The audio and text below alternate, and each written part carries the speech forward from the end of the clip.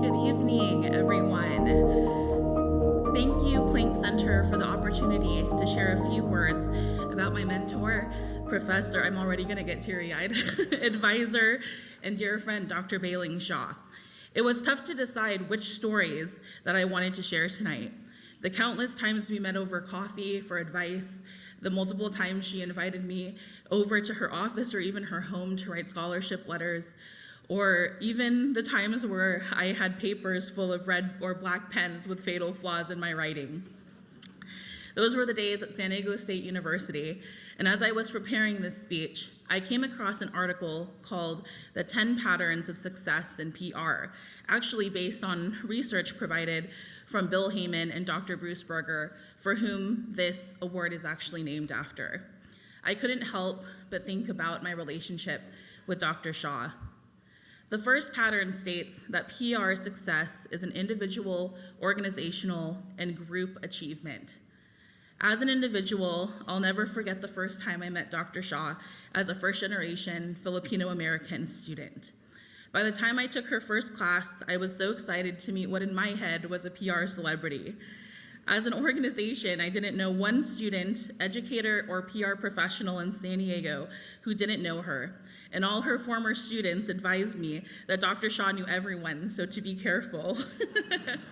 But 10 years later, I certainly know that was not an understatement because she truly does know everyone. As a group, I was in awe of Dr. Sha's contributions to the industry through her research that is globally recognized, not to mention her co-authoring the actual textbook that we were studying from, Cutlip and Center's Effective Public Relations with the late Dr. Glenn Broom. What's first started as a fangirl experience of someone I could look up to as an Asian American educator turned into something that was much more personal for me.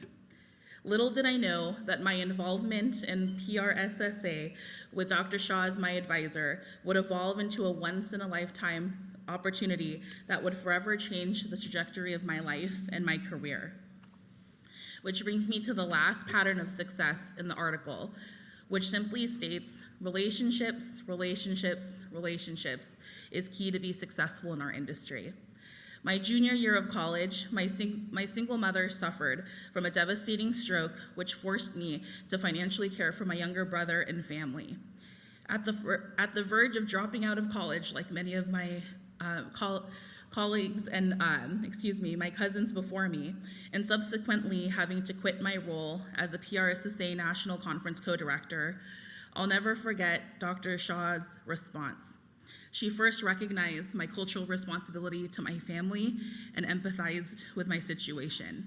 But then she encouraged and challenged me to stay in school so that one day I can provide for them in the way that I would want to and change the trajectory of my entire family growing up in a low-income neighborhood. She taught me and other countless of students that our short-term sacrifice in education can be an investment in our families, the industry, and the communities in which we want to change.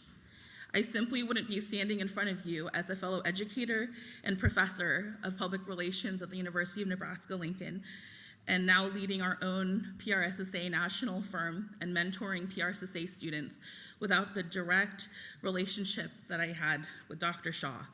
She has shown me that through our relationship, adversity can be a driver for success. She exemplifies the importance of ethics, diversity, equity, and inclusion within the profession and beyond. And finally, she demonstrates what it means to live a life of character, integrity, and passion. Betsy Planck said it best when she said that her philosophy for success is to seize problems and challenges opportunities to keep growing. I know my relationship with Dr. Sha will continue to evolve as new challenges come my way, but one thing will always remain the same, and that she will continue to be a beacon within the academy, profession, and our democracy. And that is what it truly means to be an effective leader in public relations. Thanks, Dr. Sha.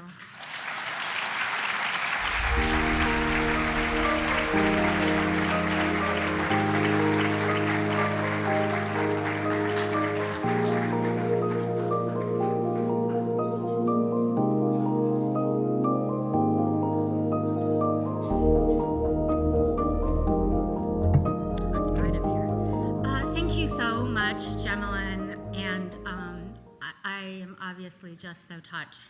Thank you to Thrive Cosmetics for making awesome waterproof mascara. Comment not sponsored, but available to be. Anybody here from Thrive Cosmetics?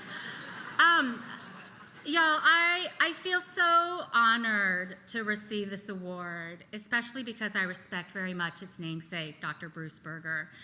As we discussed today during the DEI Summit, each of us holds multiple identities, and those identities interact in myriad ways. For myself, I'm not only a teacher, a scholar, a dean, and a community leader, I'm also the eldest daughter of immigrants, a sister, a wife, and a mother. In all of those identities, I am privileged to express my many opinions and to offer what I think could be helpful advice.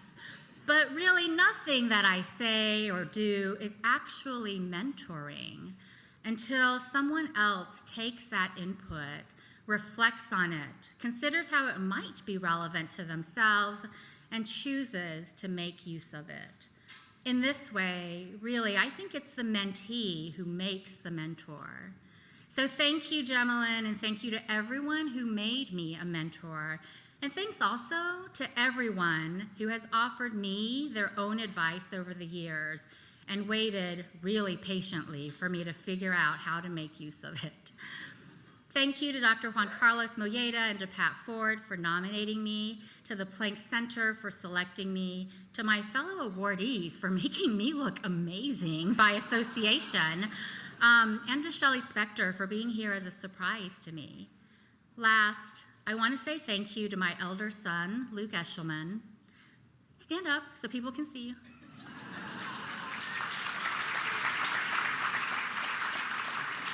Representing our family, I want to say thank you to my elder son, Luke Eshelman, who drove nearly 6 hours from his first grown-up job in Kentucky to be with us tonight. Just as it's the mentee who makes the mentor, it's the child who makes the mother. And Luke, I know Dr. Broom would agree with me that you and your brother are honestly the most important work that I have co-authored in my career. And now, the rest of the story is your own to write. And so to you and to all of the other folks here tonight or watching online, let me just share that as y'all each write the new pages of your own life story, remember that no book is ever really finished, even when the last chapter ends, because each new reader of that book keeps the story alive, just as all of us are here tonight, keeping alive the storied legacy of Betsy Planck. Thank you again for this amazing honor, which I am so proud to receive.